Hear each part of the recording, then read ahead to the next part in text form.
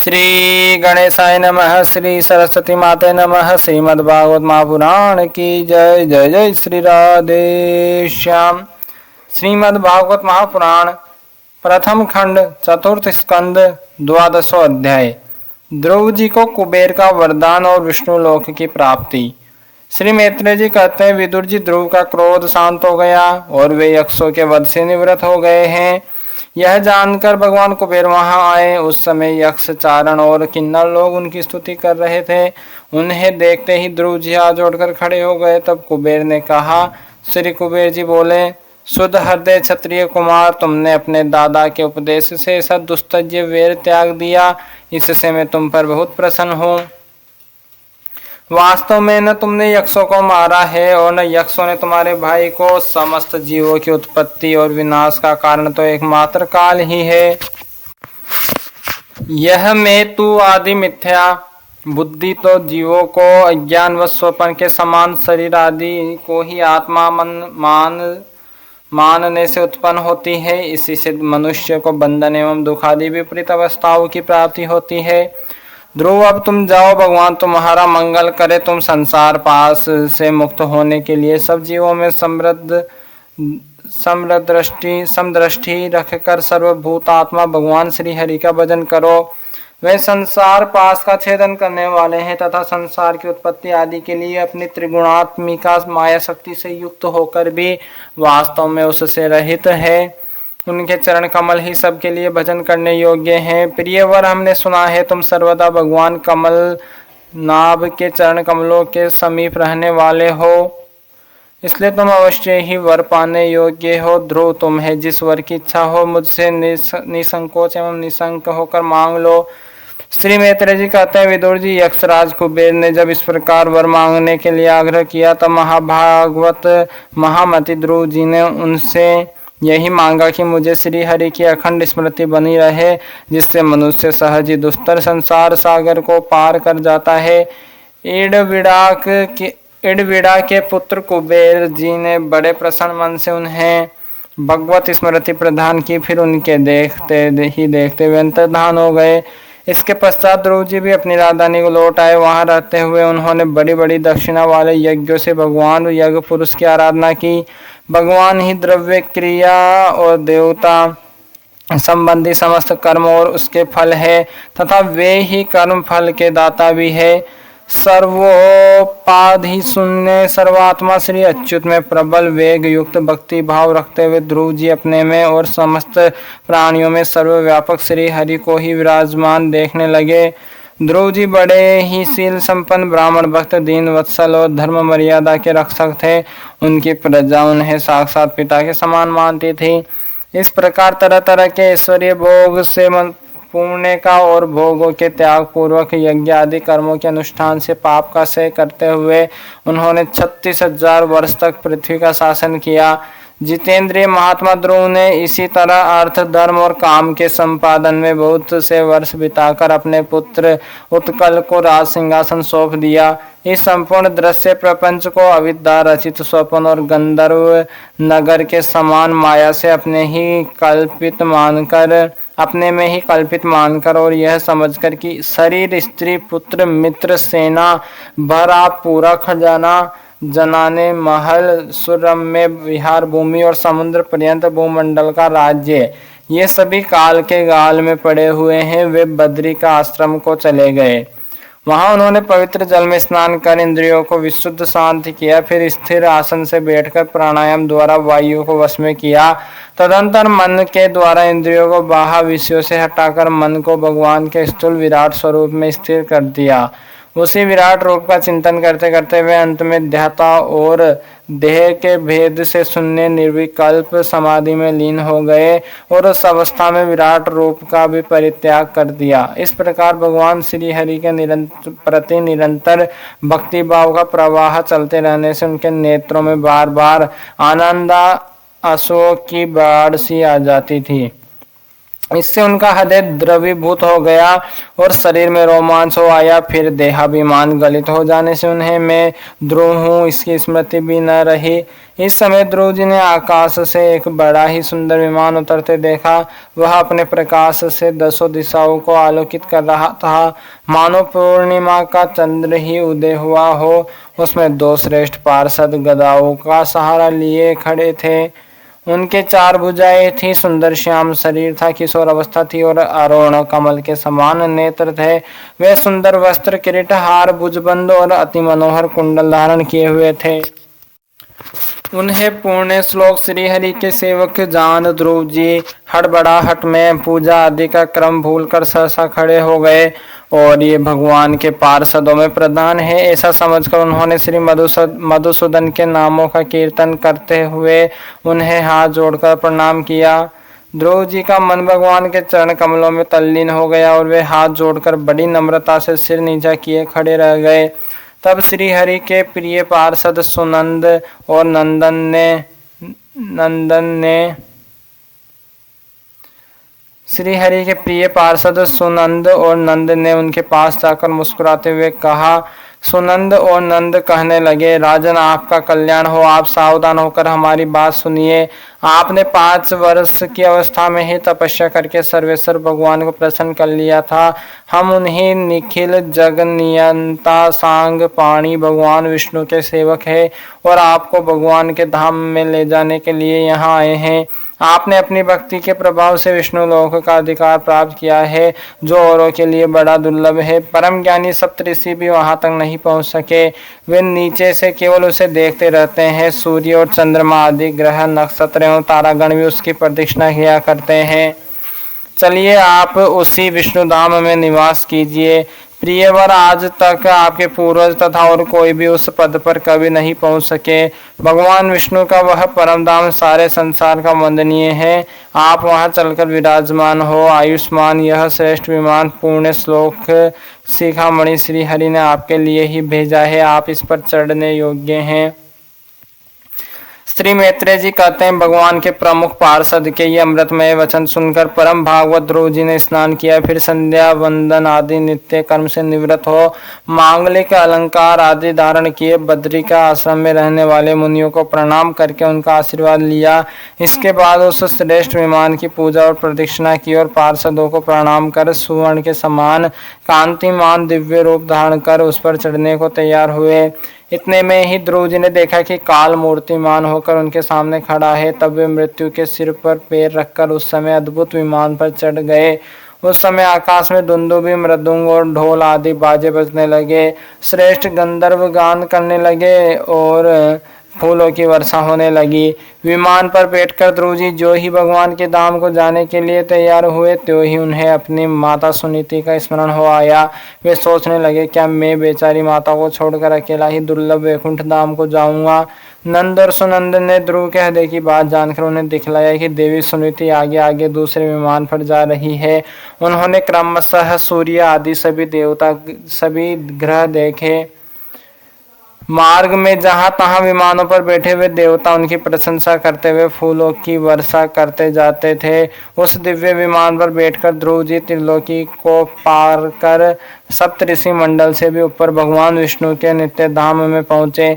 इस प्रकार उन्होंने अविचल गति प्राप्त की। यह दिव्य धाम अपने ही प्रकाश से प्रकाशित है। इसके प्रकाश से तीनों लोक प्रकाशित है। इसमें जीवों पर निर्दयता करने वाले पुरुष नहीं जा सकते।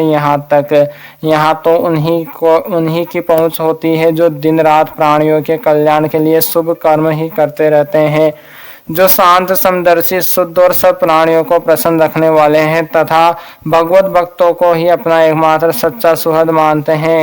ऐसे लोग सुगमता से ही इस भगवत धाम को प्राप्त कर लेते हैं। इस प्रकार उत्तानपाद के पुत्र भगवत परायण श्री ध्रुव जी तीनों लोकों के ऊपर उसकी निर्मल चूड़ामणि के समान विराजमान हुए। कुरुनंदन जिस प्रकार दाएं चलाने के समय खंबे के चारों ओर बैल घूमते हैं, उसी प्रकार यह गंभीर वेग वाला ज्योतिष चक्र उस अविनाशी लोक के आश्रय ही निरंतर घूमता रहता है।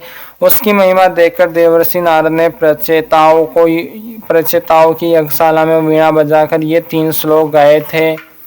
नारद जी ने कहा था, इसमें संदेह नहीं, पति परायणा सुनीति के पुत्र ध्रुव ने तपस्या द्वारा अद्भुत शक्ति संचित करके जो गति पाई है उसे भागवत धर्मों की आलोचना करके वेदवादी मुनिगण भी नहीं पा सकते, फिर राजाओं की तो बात ही क्या है। अहो, वे 5 वर्ष की अवस्था में ही सौतेली माता के वाग बाणों से मर्माहत होकर दुखी हृदय से वन में चले गए और मेरे उपदेश के अनुसार आचरण करके ही उन अजय प्रभु को जीत लिया, जो केवल अपने भक्तों के गुणों से ही वश में होते हैं।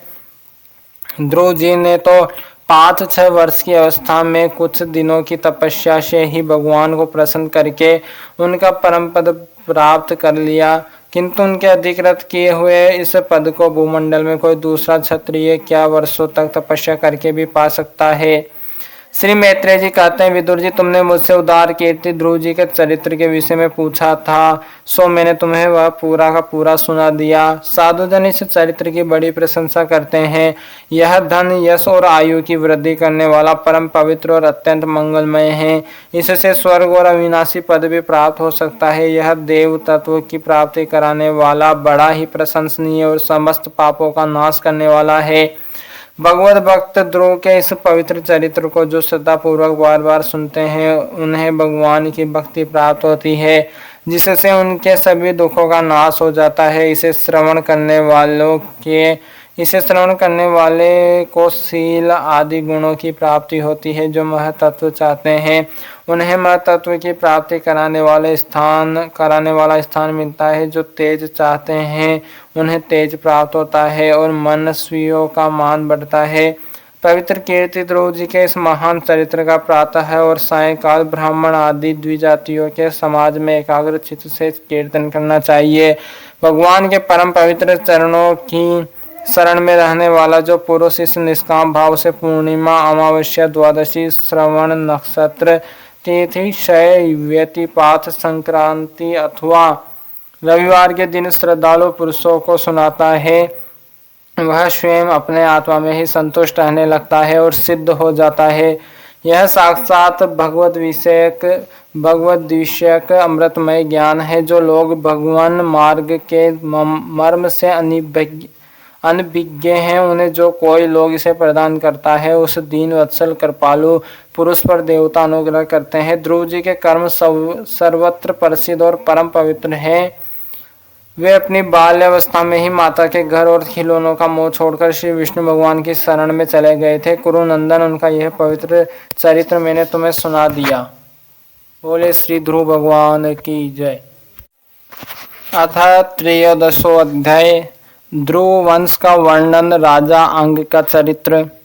श्री सूत जी कहते हैं, सौनक जी, श्री मैत्रेय मुनि के मुख से ध्रुव जी के विष्णु पद पर आरूढ़ होने का वृत्तांत सुनकर विदुर जी के हृदय में भगवान विष्णु की भक्ति का उद्रेक हो आया और उन्होंने फिर मैत्रेय जी से प्रसन्न करना आरंभ किया।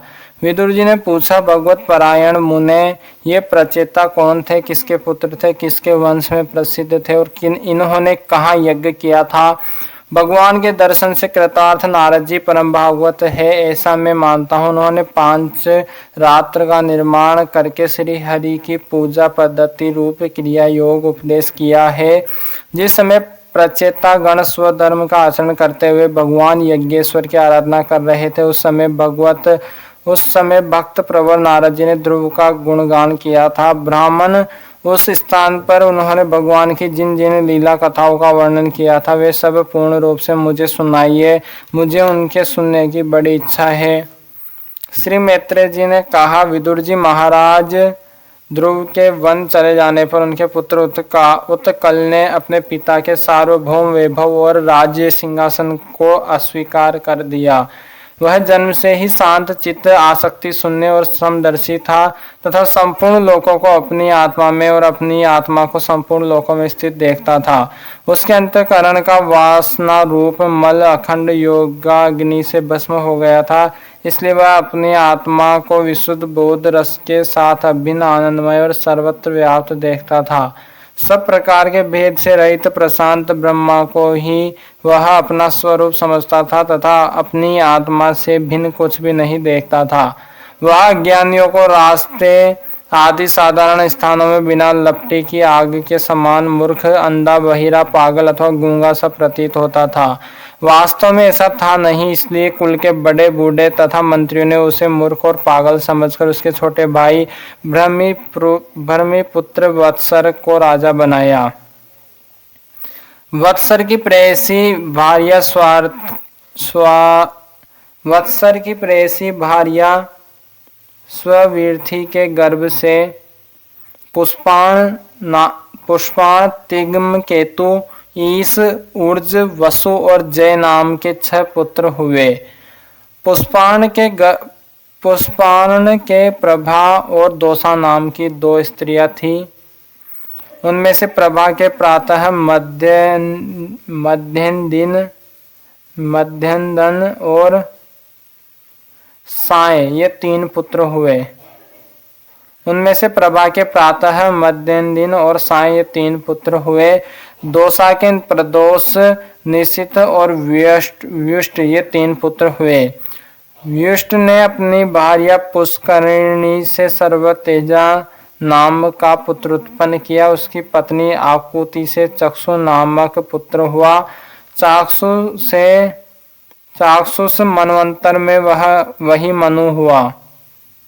चक्षु मनु की स्त्री नवला से पुरु, कुत्स, त्रित, धूम्न, सत्यवान, ऋत, व्रत, अग्निष्टोम, अतिरात्र, प्रधुम्न, शिबी और उल्मुख ये 12 सत्वगुणी बालक उत्पन्न हुए। इनमें उल्मुख ने अपनी पत्नी पुष्करणी से अंग, सुमना, ख्याति, क्रतु, अंगिरा और गए ये 6 उत्तम पुत्र उत्पन्न किए। अंगी की पत्नी सुनीता ने कुरकर्मा वेन को जन्म दिया, जिसकी दुष्टता से उद्विग्नी होकर राज ऋषि अंग नगर छोड़कर चले गए थे। प्यारे विदुर जी, मुनियों के वाक्य वज्र के समान अमोघ होते हैं। उन्होंने कुपित होकर वेन को शाप दिया और जब वह मर गया तब कोई राजा न रहने के कारण लोक में लुटेरों के द्वारा प्रजा को बहुत कष्ट होने लगा। यह देखकर उन्होंने वेन की दाहिनी भुजा का मंथन किया, जिससे भगवान विष्णु के अंशावतार आदि सम्राट महाराज पृथु प्रकट हुए। विदुर जी ने पूछा, ब्राह्मण महाराज अंग तो बड़े शील संपन्न, साधु स्वभाव, ब्राह्मण भक्त और महात्मा थे, उनके वेन जैसा दुष्ट पुत्र कैसे हुआ, जिसके कारण दुखी होकर उन्हें नगर छोड़ना पड़ा। राजदंडधारी वेन का भी ऐसा क्या अपराध था जो धर्मज्ञ मुनीश्वरों ने उसके प्रति शाप रूप ब्रह्मा दंड का प्रयोग किया। प्रजा का कर्तव्य है कि वह प्रजापालक राजा से कोई पाप बन जाए तो भी उसका तिरस्कार न करे, क्योंकि वह अपने प्रभाव से 8 लोकपालों के तेजों को धारण करता है। ब्राह्मण, आप भूत भविष्य की बातें जानने वालों में सर्वश्रेष्ठ है, इसलिए आप मुझे सुनीता के पुत्र वेन की सब करतूतें सुनाइए। मैं आपका श्रद्धालु भक्त हूँ। श्री मैत्रेय जी ने कहा, विदुर जी, एक बार राज ऋषि अंग ने अश्वमेघ महायज्ञ का अनुष्ठान किया। उसमें वेदवादी ब्राह्मणों के आवाहन करने पर भी देवता लोग अपना भाग लेने नहीं आए। तब ऋत्विजों ने विस्मित होकर यजमान अंग से कहा, राजन, हम आहुतियों के रूप में आपका जो घृत आदि पदार्थ हवन कर रहे हैं उसे देवता लोग स्वीकार नहीं करते। हम जानते हैं आपकी होम सामग्री दूषित नहीं है, आपने उसे बड़ी श्रद्धा से जुटाया है तथा वेद मंत्र भी किसी प्रकार बलहीन नहीं है, क्योंकि उनका प्रयोग करने वाले ऋत्विजगण याजकोचित भी सब नियमों का पूर्णतया पालन करते हैं। हमें ऐसी कोई बात नहीं दिखती कि इस यज्ञ में देवताओं को किंचित भी तिरस्कार हुआ है। फिर भी कर्माध्यक्ष देवता लोग क्यों अपना भाग नहीं ले रहे हैं? श्री मैत्रेय जी कहते हैं, ऋत्वित्व जो की बात सुनकर यजमान अंग बहुत उदास हुए। तब उन्होंने याजकों की अनुमति से मौन तोड़कर सदस्यों से पूछा, सदस्यों, देवता लोग आवाहन करने पर भी यज्ञ में नहीं आ रहे हैं और न सोम पात्र ही ग्रहण करते हैं। आप बतलाइए, मुझसे ऐसा क्या अपराध हुआ है? सदस्यों ने कहा, राजन, इस जन्म में तो आपसे तनिक भी अपराध नहीं हुआ। हाँ, पूर्व जन्म का एक अपराध अवश्य है, जिसके कारण आप ऐसे सर्वगुण संपन्न होने पर भी पुत्रहीन है। आपका कल्याण हो, इसलिए पहले आप सुपुत्र प्राप्त करने का कोई उपाय कीजिए। यदि आप पुत्र की कामना से यज्ञ करेंगे तो भगवान यज्ञेश्वर आपको अवश्य पुत्र प्रदान करेंगे। जब संतान के लिए साक्षात यज्ञ पुरुष श्री हरि का आवाहन किया जाएगा, तब देवता लोग स्वयं ही अपना अपना यज्ञ भाग ग्रहण करेंगे। भक्त जिस जिस वस्तु की इच्छा करता है, श्री हरि उसे वही वही पदार्थ देते हैं। उनकी जिस प्रकार आराधना की जाती है, उसी प्रकार उपासकों को फल भी मिलता है। इस प्रकार राजा अंग को पुत्र प्राप्ति कराने का निश्चय कर ऋत्विजों ने पशु में यज्ञ रूप से रहने वाले श्री विष्णु भगवान के पूजन के लिए पुरोडास नामक चरु समर्पण किया। अग्नि में आहुति डालते ही अग्निकुंड से सोने के हार और शुभ्र वस्त्रों से विभूषित एक पुरुष प्रकट हुए। वे एक श्रवण पात्र में सिद्ध खीर लिए हुए थे। उदार बुद्धि राजा अंग ने याजकों की अनुमति से अपनी अंजलि में वह खीर ले ली और उसे स्वयं सूंघकर प्रसन्नता पूर्वक अपनी पत्नी को दे दिया। पुत्रहीना रानी ने वह पुत्र प्रदायिनी खीर खाकर अपने पति के सहवास से गर्भ धारण किया। उसमें यथा समय उसके एक पुत्र हुआ। वह बालक बाल्यावस्था से ही अधर्म के वंश में उत्पन्न हुए अपने नाना मृत्यु का अनुगामी था। सुनीता मृत्यु की ही पुत्री थी, इसलिए वह भी अधार्मिक ही हुआ। वह दुष्ट वेन धनुष बाण चढ़ाकर वन में जाता और व्याध के समान बेचारे बोले भाले हरिणों की हत्या करता। उसे देखते ही पूर्ववासी लोग वेन आया कहकर पुकार उठते। वह ऐसा क्रूर और निर्दयी था कि मैदान में खेलते हुए अपनी बराबरी के बालकों को पशुओं की भांति बलात् मार डालता। वेन की ऐसी दुष्ट प्रकृति देखकर महाराज अंग ने उसे तरह तरह से सुधारने की चेष्टा की, परंतु वे उसे सुमार्ग पर लाने में समर्थ न हुए। इससे उन्हें बड़ा ही दुख हुआ। वे मन ही मन कहने लगे, जिन ग्रस्तों के पुत्र नहीं है, उन्हें अवश्य ही पूर्व जन्म में श्री हरि की आराधना की होगी। इसी से उन्हें कुपुत्र की करतूतों से होने वाले असह्य कलेश नहीं सहने पड़ते। जिसकी करनी से माता पिता का सारा सुयश मिट्टी में मिल जाए, उन्हें अधर्म का भागी होना पड़े, सबसे विरोध हो जाए, कभी न छूटने वाली चिंता मोल लेनी पड़े और घर भी दुखदायी हो जाए, ऐसी नाम मात्र की संतान के लिए कौन समझदार पुरुष ललचावेगा। वह तो आत्मा के लिए एक प्रकार का मोहमय बंधन ही है। मैं तो सपूत की अपेक्षा कुपुत को ही अच्छा समझता हूँ, क्योंकि सपूत को छोड़ने में बड़ा कलेश होता है। कुपुत घर को नरक बना देता है, इसलिए उससे सहज ही छुटकारा हो जाता है।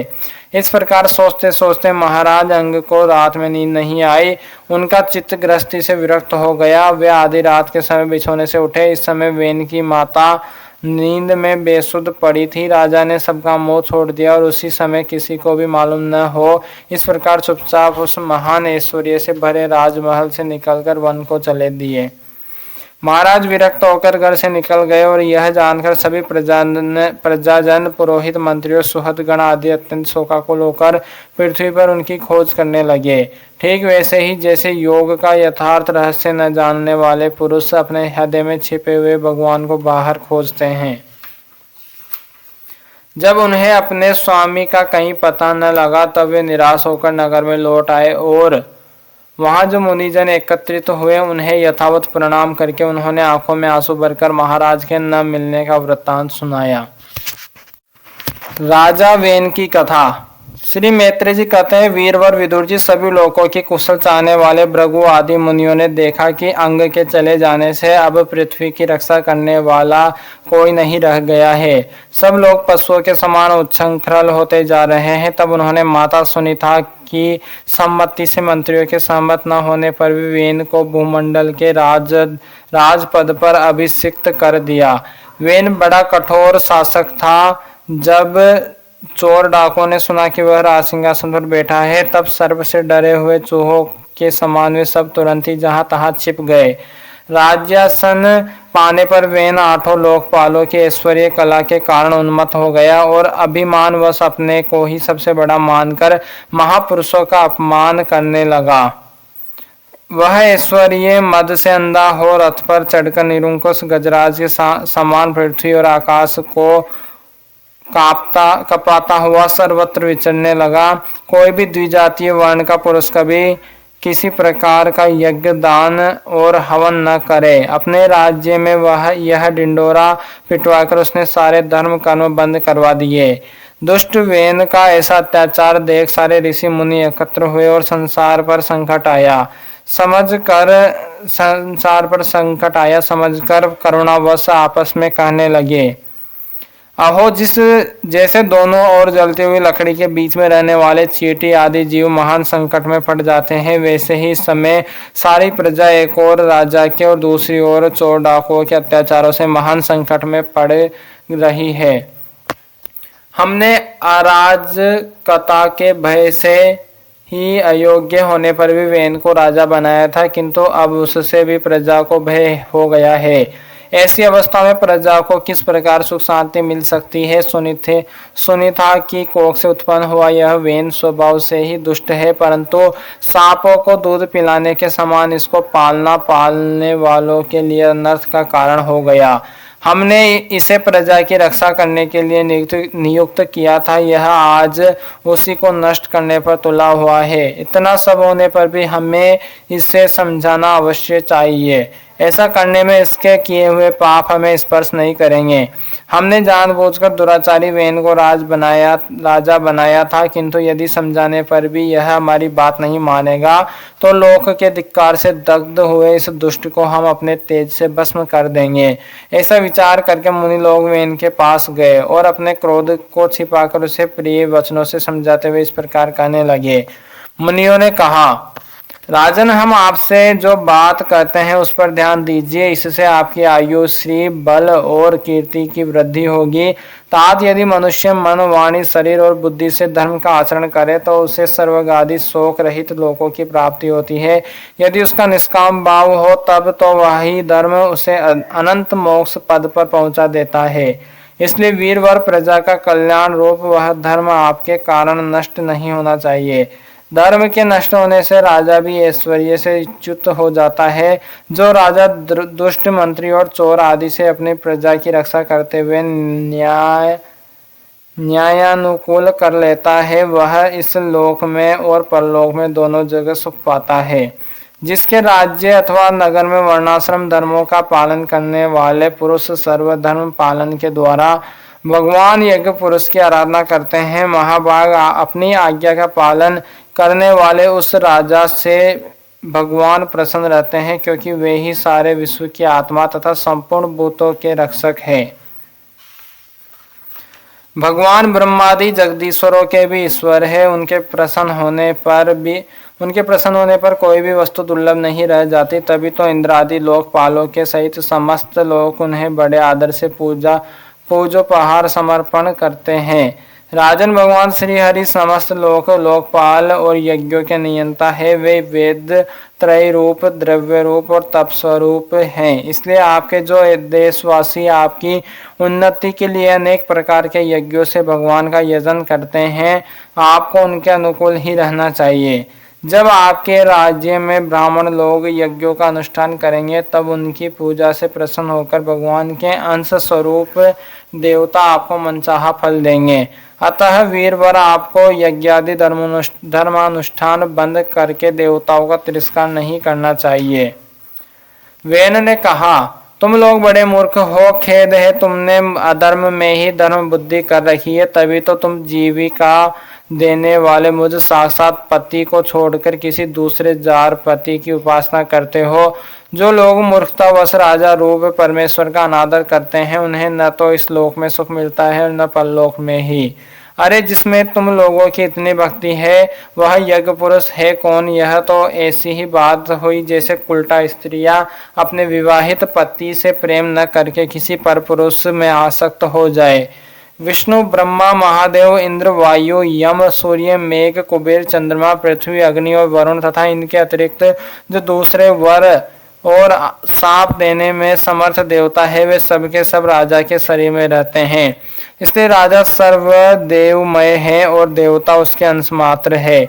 इसलिए ब्राह्मणों, तुम मत्सरता छोड़कर अपने सभी कर्मों द्वारा एक मेरा ही पूजन करो और मुझी को बलि समर्पण करो। भला मेरे सिवा और कौन अग्र पूजा का अधिकारी हो सकता है। श्री मैत्रेय जी कहते हैं, इस प्रकार विपरीत बुद्धि होने के कारण वह अत्यंत पापी और कुमार्गामी हो गया था। उसका पुण्य क्षीण हो चुका था, इसलिए मुनियों के बहुत विनय पूर्वक प्रार्थना करने पर भी उसने उनकी बात पर ध्यान न दिया। कल्याण रूप विदुर जी, अपने को बड़ा बुद्धिमान समझने वाले वेन ने जब उन मुनियों का इस प्रकार अपमान किया, तब अपनी मांग को व्यर्थ हुई देख वे उस पर अत्यंत कुपित हो गए। मार डालो, इस स्वभाव से ही दुष्ट पापी को मार डालो। यह यदि जीता रह गया तो कुछ ही दिनों में संसार को अवश्य भस्म कर डालेगा। यह दुराचारी किसी प्रकार राज सिंहासन के योग्य नहीं है, क्योंकि यह निर्लज साक्षात यज्ञपति श्री विष्णु भगवान की निंदा करता है। अहो, जिनकी कृपा से इसे ऐसा ऐश्वर्य मिला, उन श्री हरि की निंदा अभागे वेन को छोड़कर और कौन कर सकता है। इस प्रकार अपने छिपे हुए क्रोध को प्रकट कर उन्होंने उसे मारने का निश्चय कर लिया। वह तो भगवान की निंदा करने के कारण पहले ही मर चुका था, इसलिए केवल हुंकारों से ही उन्होंने उसका काम तमाम कर दिया। जब मुनिगण अपने अपने आश्रम को चले गए, तब इधर वेन की शोकाकुला माता सुनीता मंत्र आदि के बल से तथा अन्य युक्तियों से अपने पुत्र के शव की रक्षा करने लगी।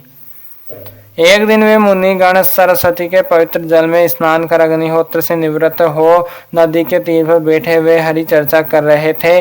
उन दिनों लोकों में आतंक फैलाने वाले बहुत से उपद्रव होते देखकर वे आपस में कहने लगे, आजकल पृथ्वी का कोई रक्षक नहीं है, इसलिए चोर डाकुओं के कारण उसका कुछ अमंगल तो नहीं होने वाला है। ऋषि लोग ऐसा विचार कर ही रहे थे कि उन्होंने सब दिशाओं में धावा करने वाले चोरों डाकुओं के कारण उठी हुई बड़ी भारी धूल देखी। देखते हुए समझ गए कि राजा वेन के मर जाने के कारण देश में अराजकता फैल गई है, राज्य शक्तिहीन हो गया है और चोर डाकू बढ़ गए हैं। यह सारा उपद्रव लोगों का धन लुटाने वाले तथा एक दूसरे के खून के प्यासे लुटेरों का ही है। अपने तेज से अथवा तपोबल से लोगों की ऐसी कुप्रवृत्ति से रोकने में समर्थ होने पर भी ऐसा करने में हिंसादि दोष देखकर उन्होंने इसका कोई निवारण नहीं किया। फिर सोचा कि ब्राह्मण यदि समदर्शी और शांत स्वभाव भी हो तो भी दीनों की उपेक्षा करने से उसका तप उसी प्रकार नष्ट हो जाता है जैसे फूटे हुए घड़े में से जल बह जाता है।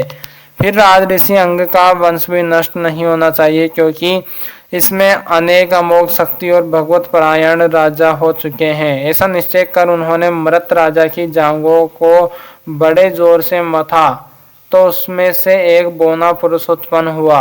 वह कौवे के समान काला था। उसके सभी अंग और खासकर भुजाएं बहुत छोटी थी, जबड़े बहुत बड़े, टांगे छोटी, नाक चपटी, नेत्र लाल और केस तांबे के से रंग के थे। उसने बड़ी दीनता और नम्र भाव से पूछा कि मैं क्या करूं? तो ऋषियों ने कहा, निषेध बैठ जा। इसी से वह निषाद कहलाया। उसने जन्म लेते ही राजा वेन के भयंकर पापों को अपने ऊपर ले लिया, इसलिए उसके वंशधर निषाद भी हिंसा, लूटपाट आदि पाप कर्मों में रत रहते हैं। अतः वे गांव और नगरों में न टिककर वन और पर्वतों में ही निवास करते हैं। अथ पंचदशो अध्याय महाराज पृथु का आविर्भाव और राज्याभिषेक। श्री मैत्रेय जी कहते हैं, विदुर जी, इसी के बाद ब्राह्मणों ने पुत्रहीन राजा वेन की भुजाओं का मंथन किया। तब उनसे एक स्त्री पुरुष का जोड़ा प्रकट हुआ। ब्रह्मावादी ऋषि उस जोड़े को उत्पन्न हुआ देख और उसे भगवान का अंश जान बहुत प्रसन्न हुए और बोले, ऋषियों ने कहा, यह पुरुष भगवान विष्णु की विश्व पालिनी कला से प्रकट हुआ है और यह स्त्री उन परम पुरुष अनपायिनी, कभी अलग न होने वाली शक्ति लक्ष्मी जी का अवतार है। इनमें से जो पुरुष है वह अपने सुयश का प्रथम विस्तार करने के कारण परम यशस्वी पृथु नामक सम्राट होगा। राजाओं में यही सबसे पहला होगा। यह सुंदर दांतों वाली एवं गुणों और आभूषणों को भी विभूषित करने वाली सुंदरी इन पृथु को ही अपना पति बनाएगी। इसका नाम अर्ची होगा। पृथु के रूप में साक्षात श्री हरि के अंश ने ही संसार की रक्षा के लिए अवतार लिया है और अर्ची के रूप में निरंतर भगवान की सेवा में रहने वाली उनकी नित्य सहचरी श्री लक्ष्मी जी ही प्रकट हुई है। श्री मैत्रेय जी कहते हैं, विदुर जी, उस समय ब्राह्मण लोग पृथु की स्तुति करने लगे। श्रेष्ठ गंधर्वों ने गुणगान किया, सिद्धों ने पुष्पों की वर्षा की, अप्सराएं नाचने लगी, आकाश में शंख, तुरही, मृदंग और दुंदुभी आदि बाजे बजने लगे।